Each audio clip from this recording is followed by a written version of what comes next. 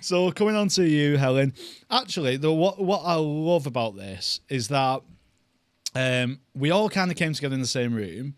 I've met Will, but we've never actually met before. So I knew who you were. You didn't know you who knew I was. who I right? My Because God. you were the one on stage. You that was she you that sitting was on next the to me in the doorstep. crowd. So you knew who I was, and Yeah. so this is the first time. It's so lovely to meet you. Okay. Tell us a little bit about what you do. Yeah, so I'm a startup business, first aid, predominantly first aid. So I'm freelance at the minute, and off the back of that, I'm just trying to build my own, little bit, if you like.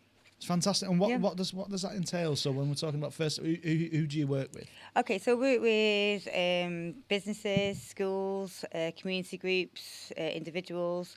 The aim of first aid, it's a valuable skill. It's a life skill.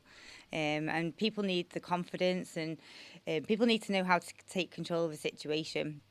And that's what I sort of emphasize a lot with my training. Someone It's needs to those take first few control. seconds, right? Yeah, The exactly. reaction, And yeah. practicing like key skills. So my training is fun, interactive, but yeah, keep practicing repetition, practicing the key skills is what gives people the confidence, because people come to training and they're very nervous when they walk in the room, and but by the end of my course, people feel more confident to deal with an emergency situation. And that's the whole point of first aid, okay? You want to be able to manage a situation until, professional medical help arrives, basically. Yeah, 100%. Yeah, because I've been in that situation before. Okay. I don't want to dig too deep into it, but I've been in a situation before, and you just don't. know what to do. Life-threatening? You're on. 100%. Right, okay. Yeah. And you're on the phone to somebody. You're panicking. You've not had the training before. You don't know what to do, and so you're literally. Your adrenaline kicks in, and you have to just do what that person says on the phone. Mm-hmm. But I'm a massive believer in this now, because if I would have had all that, situations could have been different. Yeah. I don't know. Things could have been fast. You might, what I always say is, like, what you don't want is thinking after an event, oh, I wish I knew that, or I wish I'd done this, because that is like the worst feeling in the world. So I think if you can, give people, like I say, the confidence, because I think confidence is key. So yeah, I think confidence is key to give people, the skill to act in an emergency situation, because everything's about time, isn't it? Okay, time is of essence in these situations. So by the time you called 999, by the time you got some advice, and if you can be just that little bit quicker, it can make all that difference, can't it? 100%. So tell me how you met Will. Okay, so we met at Digital Cheshire. Okay. Did he tackle you down or anything? No. Yeah, right. Okay. So we just happened to be sat near each other. Yeah. Oh no, we met at lunch. Didn't we? We sat on the same table at lunch. Yeah, that was it. Yeah, so we met on the same table at the lunchtime, and Will was asking me about AI, and I was telling him basically, it was great meeting Will, because I was like, yeah, I use AI, but I don't particularly think I use it properly, and that's kind of how it stemmed from there. So like, we need to talk. Yeah, he was like, we need to talk, and then we had a bit of a connection, because obviously Will was working with the community as well. But then we had some sessions, didn't we? Mm-hmm. And I realised even more so that I really wasn't using AI correctly. I was using it randomly, wasn't I? Basically, I was using it randomly, kind of. Even though I know you've got to. It searches the web and all that sort of stuff. But I probably was just trusting its opinion and the outcome, rather than, sort of like checking it over myself. So now, after having some sessions with Will, I've got more of a structured approach. And, when something comes back to me, I check it. And if it's more, I just feel like it's more accurate. And if I don't agree with it, I know it's not. But I'd say probably 9 out of 10 times it is more accurate, because the assistant that we've built into it is sort of making it more, what's the word? Well, it's on guardrails. So the way most people use these AI apps is the most obvious way. You open it up, there's a chat bar there, you ask a question, it answers your question. Yeah. But when you're trying to use it for something that's a little bit more professional, you need to put guardrails in so that your AI agent isn't just running off and grabbing a random answer it found online or some old information from its training data. You want to point your agent at a source that is reliable. So you can give it the website address of official guidance or some other guardrails that you create on a PDF and add into source documents or something like that, so that your AI agent knows exactly where it's supposed to go to find the answers, and then will tell you at least if it found an answer somewhere else or it's inferring it or something, because that's what people most often misdiagnose as a hallucination, is when your AI agent just comes back with some crazy answer, and that's really only because it didn't know where to find that answer, and it's so desperate to give you something that it'll just take a wild guess. And you want to avoid that. That's the danger, though, isn't it? Because you do, like, straight away you're like, oh my god, that must be right. Right. It's in a position of authority. Look at the detail that goes in it. If AI says it, oh, it must be right, and then after a bit you think, actually, no, that's not right. I don't agree with that.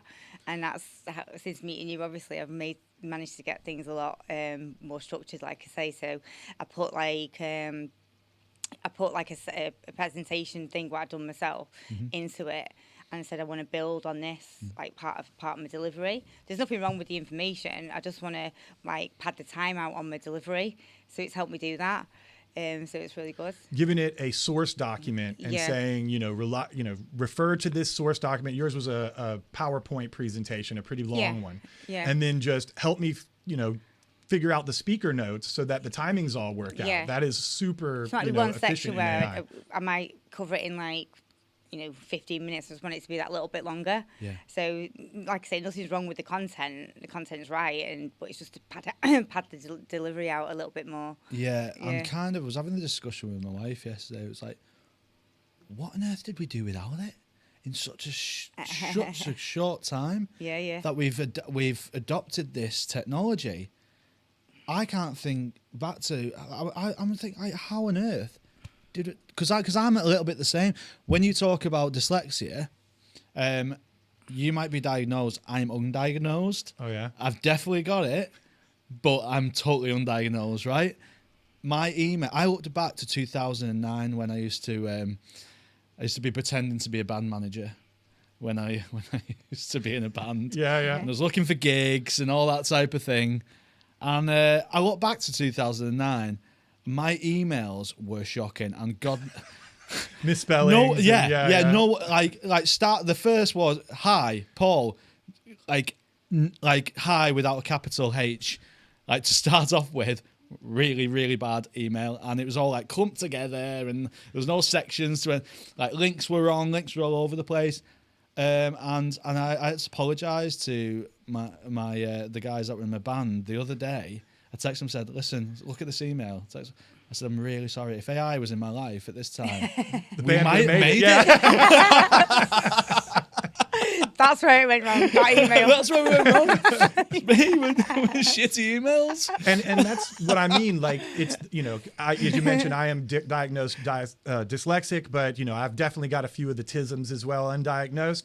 And the leveling of the playing field is what I love so much about AI, because it allows neurodivergents to interact in those proper business ways. You can give your AI your sort of scattered thoughts, and this is sort of the point I want to make and how I want to come across, and it can help you get into that structured format of communication, which is out of reach for a lot of people in that situation, If you said to me in 2024 about using AI, I was like, no, it's cheating. It's cheating, I'm not using AI. And then 2025, I started using it a little bit.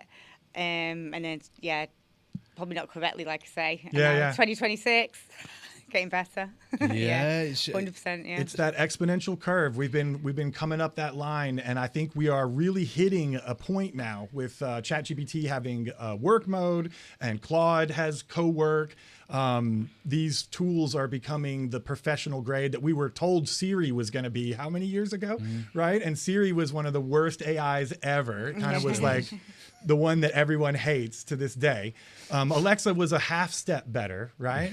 And that was one of the first use cases. A lot of people were taking their Alexa and attaching a ChatGPT to their Alexa and then using the speaker. But now ChatGPT can just do that on its own. Yeah. And that's one of the things where there's like a center of gravity that all of these AI companies are being pulled towards, where if there is a feature in one that's really popular, give it a few weeks or a month, it's going to pop up in all the other platforms. And so it's really our feedback. Like I talked to you about giving it the thumbs up or the thumbs down, telling it when it does a good job and when it doesn't.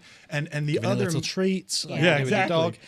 And you do want it to be in that subordinate position. It will try to be your doctor. It will try to be your lawyer. Yeah. But you never, ever, ever want to make it in that position. It's always your subordinate. It is always your assistant. And that's why with the kind of special instructions and guardrails that I help put into these things, it's very clear to the AI assistant that that's what its job is